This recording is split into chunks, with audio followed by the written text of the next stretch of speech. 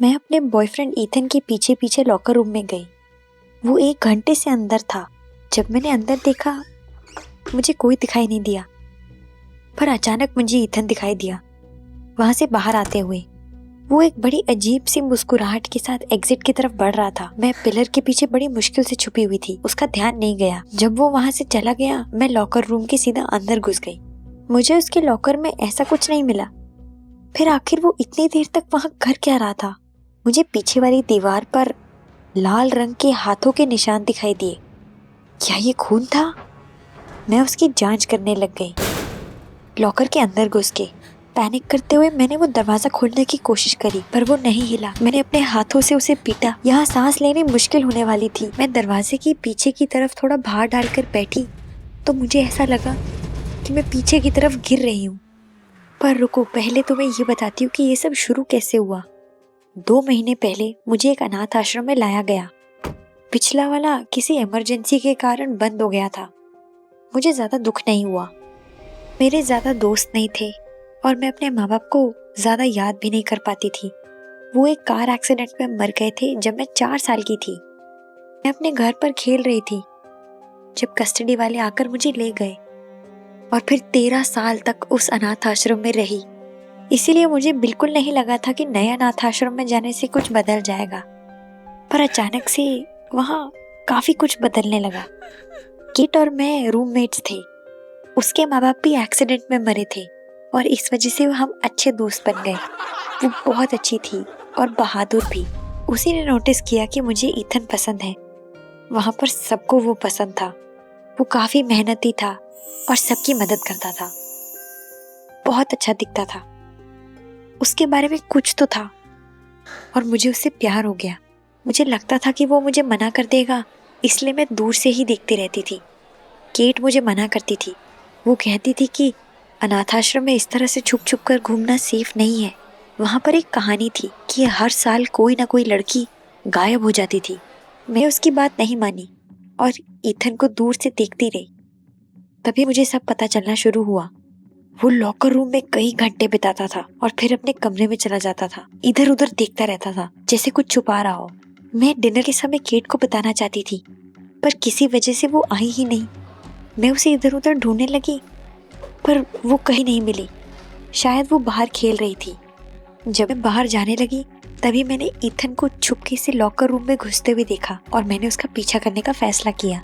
अब तुम्हें याद है मैंने कहा था कि मैं कहीं गिर गई थी लॉकर के अंदर। शायद मुझे ईथन के सीक्रेट हाइडआउट के बारे में पता चल चुका था। मैंने अपने कपड़े झाड़े, खड़ी हुई और लाइट ढूंढने लगी। वो एक छोटा सा कमरा था। एक बेड, एक लैंप और पर्दे। कोई खिड़की नहीं थी। उस बेड के ऊपर बहुत सारे टेडी बेयर्स पड़े थे, पर ईथन को इनका क्या करना था? तभी मैंने देखा कि वहां किसी का लाइब्रेरी पास पड़ा हुआ था। वो पास केट का था और उसके ऊपर खून भी लगा हुआ था। मुझे याद आया कि लॉकर के ऊपर भी मुझे लाल निशान दिखे थे। हे भगवान, ईथन ने केट के साथ क्या किया था? मुझे यहाँ से जल्द निकलना है। तभी मुझे पैरों की आवाज आई। मुझे लगा कि ईथन वापस आ गया है। कुछ समझ नहीं आया तो मैंने लाइट बंद कर दी और पर्दे के पीछे भाग गई। मैं छुपने ही लगी थी कि ईथन कमरे के अंदर आ गया। उसने लैंप ऑन किया और धीरे धीरे इधर उधर चलने लगा। शायद उसने मुझे देख लिया। मैं समझ गई थी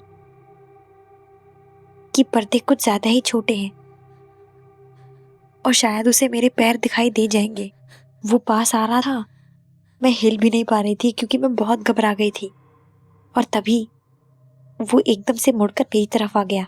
उसने पर्दा जोर से हटाया और मुझे गुस्से में देखकर कहने लगा कि आखिर तुम यहाँ क्या कर रही हो? मैं बहुत ज्यादा घबरा गई थी। उसकी आंखों में बहुत ज्यादा गुस्सा दिखाई दे रहा था। मैं बोलने लगी कि मैं अपनी किताबें ढूंढ रही थी, पर उसने मुझे चुप करा दिया। वो चिल्लाने लगा और कहने लगा कि उसे झूठ बोलने वाले लोग नहीं पसंद। उसने अपने पीछे से एक टेप निकाली और उसने कहा कि वो मुझे सबक सिखाएगा। मैं बहुत डर गई थी। क्या वो पागल था? मुझे ये पसंद भी कैसे आ सकता था? मैं दरवाजे की तरफ जाने पर तभी उसने मुझे रोक लिया। मैं क्या करूं? मैंने इधर उधर देखा और जो लैंप पड़ा था उसे उठाकर पूरी ताकत लगा के ईथन को धक्का लगाया और कमरे से बाहर भाग गई। ईथन फटाफट से उठकर मेरे पीछे पीछे भागने लगा। मुझे लग रहा था कि मैं उसके पीछे छुड़वा लूंगी, पर वो बहुत तेजी से मेरे पीछे आ रहा था। भागते हुए मैं जाकर किसी में टकरा गई। वो हमारे अनाथालय का प्रिंसिपल था। मैं बच गई। वो मुझे कुछ कहने लगे, तभी मैंने उन्हें रोक दिया और कहा कि ईथन, वो पागल है और मेरा पीछा कर रहा है। तभी प्रिंसिपल मुस्कुराया और उसने मुझे कहा कि मैं सिर्फ बातें सोच रही हूँ, क्योंकि ईथन उस अनाथालय का सबसे प्यारा बच्चा था, सबकी बात मानता था। मैंने उन्हें समझाने की कोशिश करी, वो खून, ईथन का लॉकर, केट का पास, पर उसने मेरी बात ही नहीं सुनी और मुझे मेरे कमरे में भेज दिया। मैं उन्हें फिर से कहने की कोशिश कर रही थी, तभी उन्होंने मुझे रोक दिया और कहा कि अगर मैं इस तरह बिहेव करूंगी तो मुझे पनिशमेंट मिलेगी। मैं अपने कमरे की तरफ जाते हुए प्रार्थना कर रही थी कि मुझे केट वहां मिल जाए। पूरी रात मैं वो पास को देखती रही। केट कहाँ चली गई थी? ईथन ने आखिर उसके साथ क्या किया था? अगले दिन भी केट वापस नहीं आई और अब बातें बनने लग गई। किसी ने केट को 2 दिन से नहीं देखा था और कोई नहीं जानता था कि हुआ क्या है। मुझे ईथन को रोकना ही था, पर सबको यकीन दिलाने के लिए मुझे प्रूफ चाहिए था, एविडेंस, और ये मैं इकट्ठा करके ही रहने वाली थी। मैंने फैसला किया कि मैं वापस उस लॉकर रूम में जाऊंगी और केट का पास लेकर आऊंगी प्रिंसिपल को दिखाने के लिए। इस तरह वो मेरी बात पर यकीन कर लेंगे और ईथन को पुलिस में दे देंगे। पर वो लॉकर बंद था। मैंने कोशिश करी कि मैं उसके अंदर किसी तरह से घुस जाऊं। मैंने उसे लात भी मारी, पर कुछ नहीं हुआ। अब मुझे कोई और तरीका निकालना था। तभी मुझे वो कहानी याद आई, गायब होने वाली लड़कियों के बारे में। उसी शाम मैंने पता लगाना शुरू किया। मुझे पता चला केट के अलावा 3 लड़कियां और पिछले 3 साल में गायब हुई थी। फिर मैंने ईथन की फाइल पर भी नजर डालने का फैसला किया। मुझे पता चला पहली लड़की तब गायब हुई थी जिस साल ईथन आया था। मैं बहुत डर गई। मुझे थोड़ी देर के बाद ऐसा लगा कि कोई मुझे देख रहा है। पर्दे के पीछे ईथन खड़ा था। मैं वहां से चुपके से निकल गई। मैं घबरा तो बहुत ज्यादा गई थी, पर मैं हार नहीं मानने वाली थी। बस मुझे एविडेंस इकट्ठा करना था और पता लगाना था कि कैसे मैं ये प्रूफ दिखा सकती हूँ कि ईथन ही सारी गायब हुई लड़कियों के पीछे है। अगले दिन मैं चुपके से ईथन के कमरे में घुसी। वो अपने कमरे में नहीं होने वाला था उस समय, पर अगर उसने मुझे पकड़ लिया तो ये ख्याल मुझे बहुत डरा रहा था। मैं उसकी अलमारी में देख ही रही थी, तभी मुझे लाइब्रेरी पासेस मिले टेबल की साइड पर। उन पर वो सारी लड़कियों के नाम थे जो गायब हुई थी, केट भी। अब कोई शक नहीं था कि इस सब के पीछे ईथन का ही हाथ है। मैंने वो सारे पासेस पकड़े और प्रिंसिपल के पास भाग गई। मैं प्रिंसिपल के ऑफिस से ज्यादा दूर नहीं थी। तभी मैंने देखा कि ईथन एक और लड़की को लॉकर रूम के पास ले जा रहा है। मैंने फैसला किया कि मैं उसे रंगे हाथ पकड़वाऊंगी और सब कुछ रिकॉर्ड करने लगी वीडियो पर। मैं उनके पीछे पीछे गई। जब वो लॉकर के अंदर गए तो दरवाजा जोर से बंद हो गया। मैं चुपके से उसके पास गई और दरवाजा खोला। मैं अंदर की तरफ देख रही थी, तभी बहुत तेज की आवाज होने लगी। ईथन वहीं रुक गया और ध्यान से सुनने लगा, पर 1 सेकंड के बाद वो उस लड़की से आराम से बातें करने लग गया। तभी मेरा फोन जोर से बजने लगा। मुझे एक मैसेज आया था, कोई स्पैम मैसेज। ईथन ने वो सुन लिया और वो मेरे पास आ गया। मैं लॉकर रूम से भागकर सीधा प्रिंसिपल के पास भाग गई। ईथन मेरे पीछे पीछे आया और उसने मेरी बाजू पकड़ ली। मैंने खुद को बहुत मुश्किल से छुड़वाया, दरवाजा खोला और अंदर भाग गई। शुक्र है ईथन बाहर ही रह गया। मैंने अंदर घुसते ही बोलना शुरू कर दिया, उन गायब हुई लड़कियों के बारे में, ईथन के लॉकर के बारे में। अपने आप को प्रूव करने के लिए मैंने वो पासेस भी दिखाए और वीडियो भी। वो शायद मेरी बात का यकीन करने ही वाले थे कि अचानक से दरवाजे पर किसी ने खटखटाया। ईथन ऑफिस के अंदर आया और मुझे देखकर ऐसे मुस्कुराने लगा जैसे कभी कुछ हुआ ही नहीं था।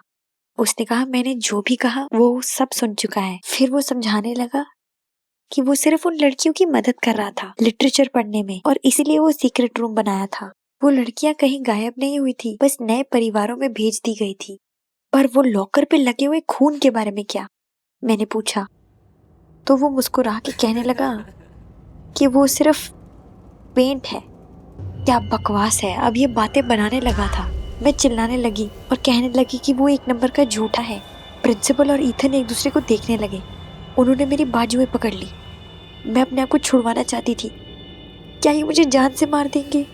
मैं अपने आप को छुड़वाते छुड़वाते बेहोश हो गई। जब मैं उठी तो मैं एक अजीब सी जगह पर बैठी थी। आसपास लोग घूम रहे थे और सबने एक जैसे कपड़े पहने थे। डॉक्टर ने मेरा हाथ पकड़ा और मुझे कहा कि मैं थोड़ी डर ज़्यादा गई थी, इसलिए मुझे अटैक आया था और इलाज की ज़रूरत है। क्या? मैं तो बिल्कुल ठीक थी। मैंने वहाँ से भागने की कोशिश करी तो उन्होंने मुझे पकड़ के इंजेक्शन लगा दिया। मैं एक मेंटल हॉस्पिटल में फंस चुकी थी। कुछ दिन दवाइयाँ खाने के बाद मुझे भी ऐसा लगने लग गया कि मैंने थोड़ा ज़्यादा ही बात बिगाड़ दी थी। शायद ईथन सच में उन लड़कियों की मदद ही कर रहा था। आखिर सबको वो इतना पसंद था। एक हफ्ते बाद मैं ठीक होने लगी। उन्होंने मुझे वादा किया कि जब मैं बेहतर महसूस करूंगी वो मुझे जाने देंगे। फिर एक दिन मुझे एक परछाई दिखाई दी। वो ईथन था। उसने भी वैसी ही जैकेट पहनी थी और उसके बाजू में एक टेडी बेयर था जो उसकी सीक्रेट रूम में होते थे। मैं बहुत डर गई। वो मुस्कुराकर मेरे पास आया और कहने लगा, तुम ठीक थी। मैंने ये केट के साथ किया था और बाकियों के साथ भी। अब बताओ किसकी बारी है?